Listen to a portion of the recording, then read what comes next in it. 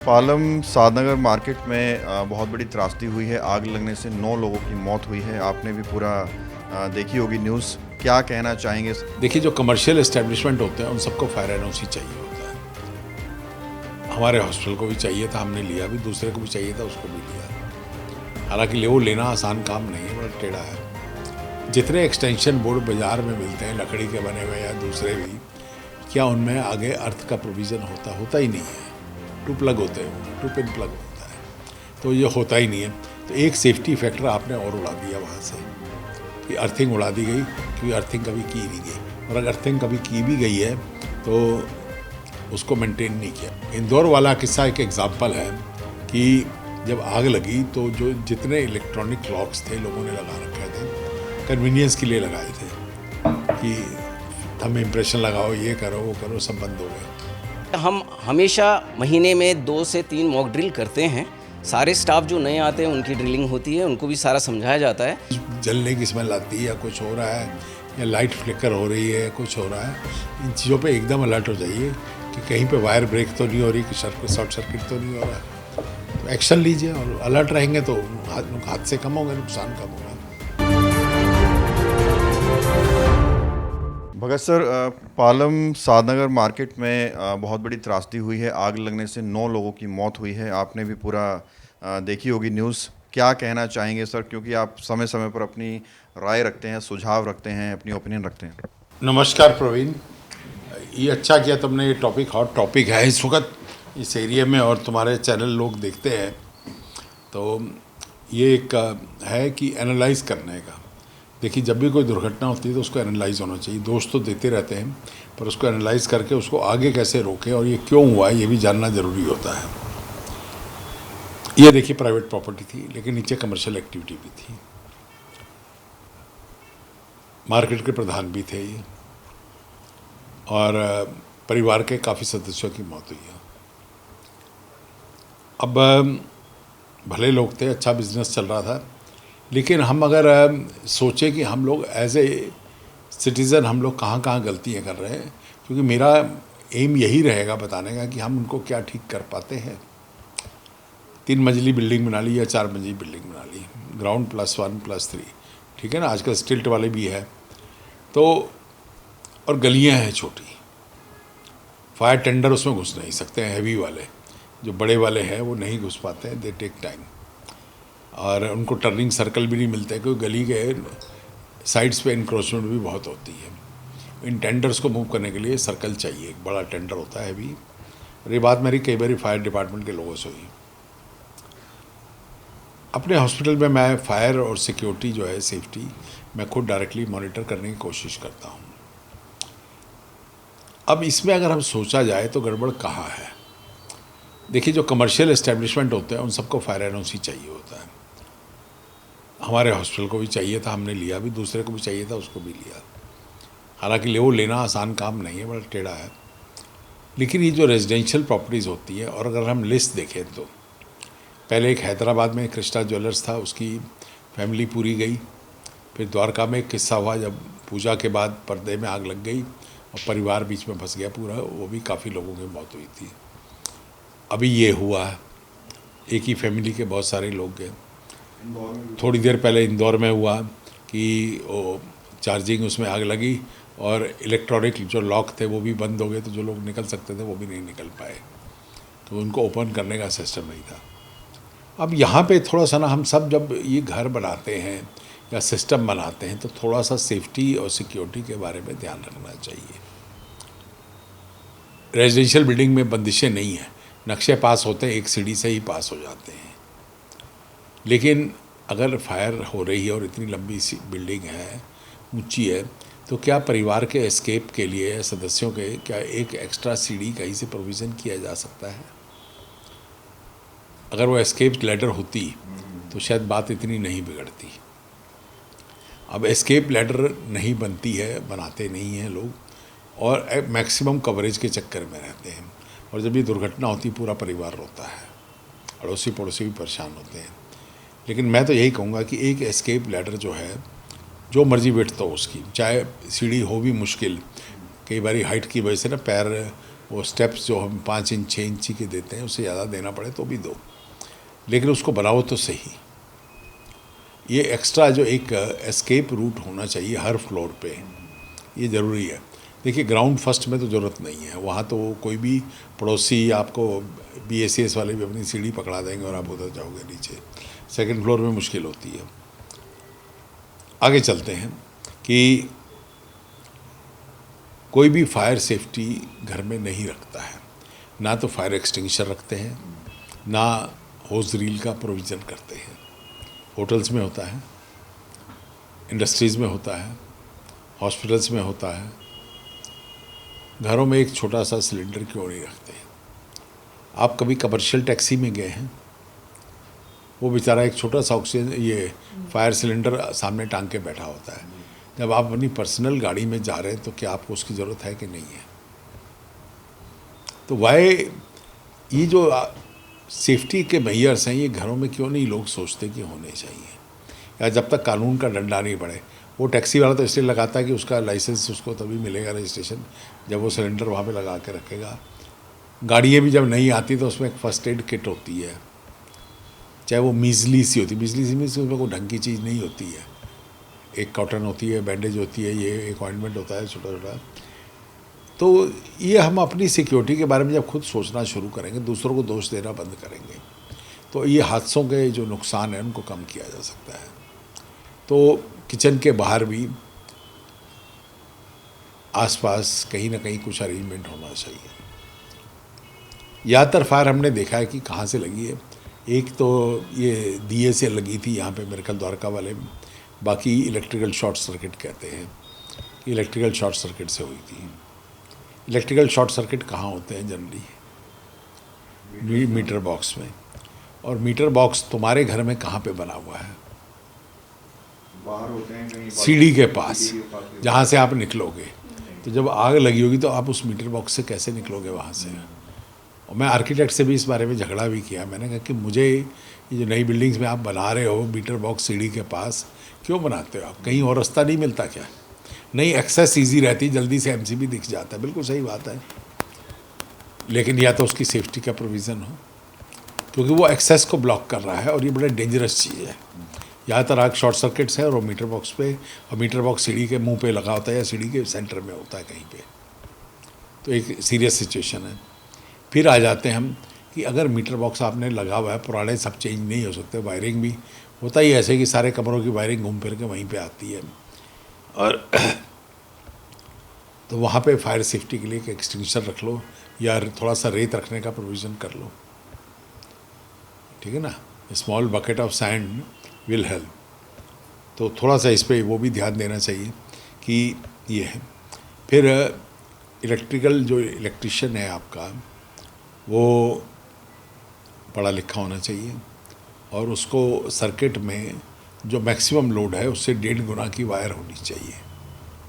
अब ये तो बिल्डिंग बनाने का टाइम होता है, और बिल्डिंग के बाद आप लोग जिन कमरों में AC नहीं थे वो भी ऐड कर देते हो, या और इक्विपमेंट आ जाता है, या हीटर आ जाते हैं, या गैजेट्स आ जाते हैं, तो वो लोड ज़्यादा हो जाता है और फिर शॉर्ट सर्किट होता है। केबल्स पुरानी होती हैं, जल जाती हैं। केबल्स की क्वालिटी कैसे चेक होती है मुझे नहीं मालूम, ISI स्टैम्प्ड होती हैं या ISI स्पेसिफिकेशन से बनती है, लेकिन मैं तो यही कहूँगा कि क्योंकि शॉर्ट सर्किट की बात हर बारी होती है और हर बारी नुकसान के बाद होती है, तो क्या जिस तरह बाकी जगहों पे रेड करके वायर्स उठाते हैं और ये करते हैं, तो ये जितनी वायर्स जो मार्केट में हैं, जैसे ड्रग्स के बारे में भी नकली ड्रग्स आती है पर आप उसको रेड करके पकड़ा जाता है, कोशिश करते हैं, तो इसी तरह वायर्स भी जो मार्केट में बिक रही है किसी भी ब्रांड की हो, नकली भी बहुत आती है, तो उनकी क्वालिटी चेक क्यों नहीं करते हैं कि क्या उसकी इंसुलेशन प्रॉपर है कि नहीं है। फिर एक होता है अर्थ लीकेज सर्किट ब्रेकर। देखिए बिजली का नुकसान कम किया जाता है प्रॉपर अर्थिंग के साथ। अब अगर अर्थिंग में ब्रेक होगा तो नुकसान ज़्यादा होता है, और ये जो इस तरह की विलेज में जो बिल्डिंग्स बनी होती हैं, इनमें से कितनों में अर्थिंग है मुझे नहीं मालूम। और जितने एक्सटेंशन बोर्ड बाज़ार में मिलते हैं लकड़ी के बने हुए या दूसरे भी, क्या उनमें आगे अर्थ का प्रोविज़न होता ही नहीं है। 2 प्लग होते हैं, वो 2 पिन प्लग होता है, तो ये होता ही नहीं है। तो एक सेफ्टी फैक्टर आपने और उड़ा दिया वहाँ से कि अर्थिंग उड़ा दी गई, क्योंकि अर्थिंग कभी की नहीं गई। और अगर अर्थिंग कभी की भी गई है तो उसको मेंटेन नहीं किया गया। उसकी जो चेक होना चाहिए कि 2 से नीचे आ रही है या उससे ऊपर जा रही है, वो कभी नहीं चेक होता है। तो इसके लिए बीच में पानी डालना पड़ता है, कोयला नमक डालना पड़ता है अर्थिंग पिट्स पे। आप हमारे भी बिल्डिंग के घूमेंगे ना, तो आपको कम से कम 25 अर्थिंग पॉइंट्स दिखेंगे। वो अर्थिंग से क्या होता है कि जो करंट होती है उसका जो डैमेज है वो कम हो जाता है। और अर्थ लीकेज सर्किट ब्रेकर जब भी नया मीटर लगता है तो एप्लीकेशन जमा होती है। एप्लीकेशन जमा होती है तो एक फॉर्म रसीद जमा की जाती है ईएलसीबी की। अब वो ईएलसीबी लगाया नहीं जाता है, खाली दुकानदार एक रसीद दे देता है और आप उसको फाइल में लगाते हैं और बिजली वाला पास कर देता है। तो पीरियडिकली इलेक्ट्रिसिटी डिपार्टमेंट को भी चाहिए कि ये चेक करे कि ये चीज़ें इंस्टॉल्ड है या नहीं है। वैसे ये चीज़ें अर्थ लीकेज सर्किट ब्रेकर छोटी बिल्डिंग्स में रेजिडेंशियल में ज़्यादा काम आती हैं, बड़ों में पॉसिबल नहीं है, नहीं तो सिस्टम बार बार शट डाउन हो जाता है। इसमें क्या होता है कि जैसे करंट लीक होती है एकदम पूरा सिस्टम शट ऑफ कर देता है वो, तो फर्दर लॉस नहीं होता है। एग्ज़िट भी ठीक से मार्क होना चाहिए। और घर के सेंटर में जहाँ पे भी आपका डोर है, एक बड़ी टॉर्च अगर आप रखेंगे तो हेल्प करती है रात में खास तौर से, क्योंकि ज़्यादातर हादसे बिजली के किसी न किसी वजह से सुबह सुबह होते हैं या आधी रात को होते हैं। मॉनिटरिंग कम होती है। फिर आ जाता है इंदौर वाला किस्सा। इंदौर वाला किस्सा एक एग्ज़ाम्पल है कि जब आग लगी तो जो जितने इलेक्ट्रॉनिक लॉक्स थे लोगों ने लगा रखे थे, कन्वीनियंस के लिए लगाए थे कि थंब इम्प्रेशन लगाओ, ये करो वो करो, सब बंद हो गए। तो आप इसी तरह गाड़ियों में भी होता है, व्हीकल्स में भी ये है कि शुरू में जितनी गाड़ियाँ आई थी और सेंट्रल लॉकिंग ये वो, जैसे ही गाड़ी में आग लगती है सेंट्रल लॉकिंग बंद हो जाती है और फिर आदमी बाहर नहीं निकल पाता है। और बाहर नहीं निकल पाएगा तो फिर वो डैमेज ज़्यादा होगा। तो ये लॉक को इस तरह का सेलेक्ट करिए कि वो मैकेनिकली भी खुल जाए अंदर से और इलेक्ट्रॉनिकली बाहर से खुले। अगर वो खाली इलेक्ट्रॉनिकली ही खुलेगा तो मे बी सिक्योरिटी कन्वीनियंस तो है लेकिन सेफ्टी नहीं है उसमें। तो ये लॉक्स भी जो है प्रॉपर रखे जाएँ। इंदौर वाला हादसा, मैं तो हर हादसा जो होता है ना उसको बड़ी डिटेल में जितनी इन्फॉर्मेशन मेरे को मिलती है मैं स्टडी करने की कोशिश करता हूँ। फायर एक्सटिंग्विशर लगाइए, मीटर के पास रेत की बकेट रखिए और जो आपके सिक्योरिटी गार्ड वगैरह हैं उनको आप बता के रखिए, ट्रेन करिए कि। और वायरिंग में आप अपने एमसीबी जो हैं ख़ास तौर से जिन पे लोड ज़्यादा है, जो गर्म हो रहे हैं, उन पीरियडिकली चेंज कराइए। 2 साल 4 साल 5 साल बाद उनको चेंज कराइए, क्योंकि एमसीबी का काम होता है जब लोड ज़्यादा हो तो उसको ट्रिप कर रहा है।